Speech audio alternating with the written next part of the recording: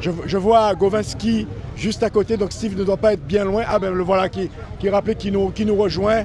Ah, si toi-même tu tires la langue, alors j'imagine ce que ce fut pour le peloton, les coureurs, l'échappée et tout le reste. Hey, belle animation aujourd'hui, Steve. Très belle animation comme d'habitude. Une 5e étape qui nous a offert un très beau spectacle, hein, où on y a cru, avec Dylan Will qui renversait ce classement général. Le coureur de la sélection de la Martinique, Nubul, faisait pareil. Le coureur Hawking de l'équipe d'Angleterre de SAR 56 qui lui, eh bien, il ne collaborait pas puisqu'il mettait en danger le coureur Shields Dominique de son même club le mieux classé. Quand le peloton est revenu à 1 minute de ces hommes qui ont eu jusqu'à quand même 4 minutes 20, il a décidé de partir seul, Hawkins. Mais il y avait malheureusement pour lui rien à faire, dans la mesure où dès qu'on s'est retrouvé sur cette bretelle de Mana, eh bien, il y a les grandes lignes droites, il y a du vent de face, il y a de la chaleur. Et nous, à RDI, nous avions aussi prédit une arrivée massive. Hein, voilà. Je crois qu'on l'annonce, hein, même si on enregistre par à coup. Mais on annonce quand même que dans les conditions du direct, un peu, voilà ce qui va se passer. Et à 10 km de l'arrivée, nous savions que les baroudeurs n'avaient plus aucune chance de partir seuls. Et donc, c'était place aux sprinters. Et on voit au final une belle victoire d'un coureur d'OCVO. Alors nous, comme on était un peu à l'arrière, on n'a pas vu de qui il s'agissait, mais on nous a dit que c'était un coureur d'OCVO. Alors Steve, il y a bien sûr ceux qui sont des férus de course et qui comprennent un peu la tactique, la stratégie, et puis d'autres qui sont des profanes et qui découvrent.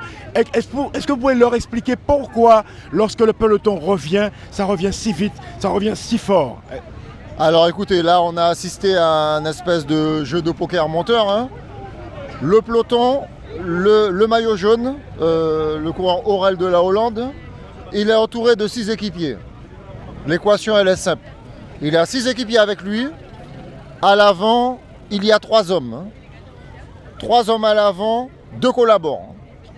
Derrière le maillot jaune, il met un équipier à rouler. Son équipier, si tu veux, il garde ce qu'on appelle dans le jargon un train, il garde un rythme, il assure une allure.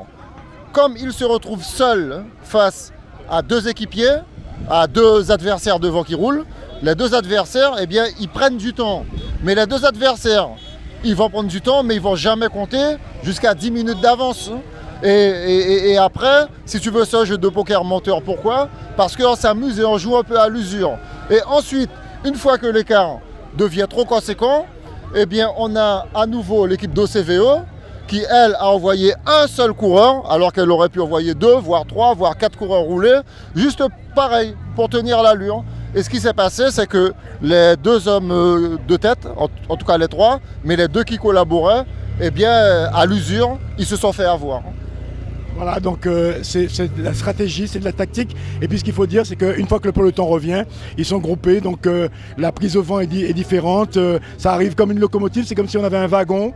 Oui, et la vitesse est décuplée, quoi, en fait. C'est exactement cela. Un coureur ce qu'on appelle un baroudeur, c'est quelqu'un qui va partir seul, qui va essayer de fausser compagnie au peloton et qui se dit, moi, je ne suis pas sprinter, mais moi, j'ai une chance de gagner.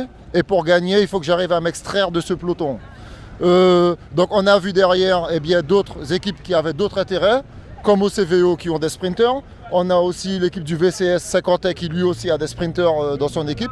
Eh bien on a vu ces 2 équipes à la fin visser, accélérer, rouler, étirer le peloton et faire en sorte que personne ne sorte, en tout cas dans les 10 derniers kilomètres.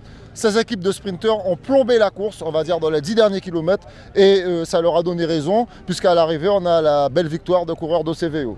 Avec la CTG partenaire officielle du Tour, le comité régional de cyclisme de la Guyane, Signarama, la boutique Obsession, JMB Location, l'Oxygène, l'agence Point Pub et Gazaldis. Quelle que soit la marque du vélo, on pédale.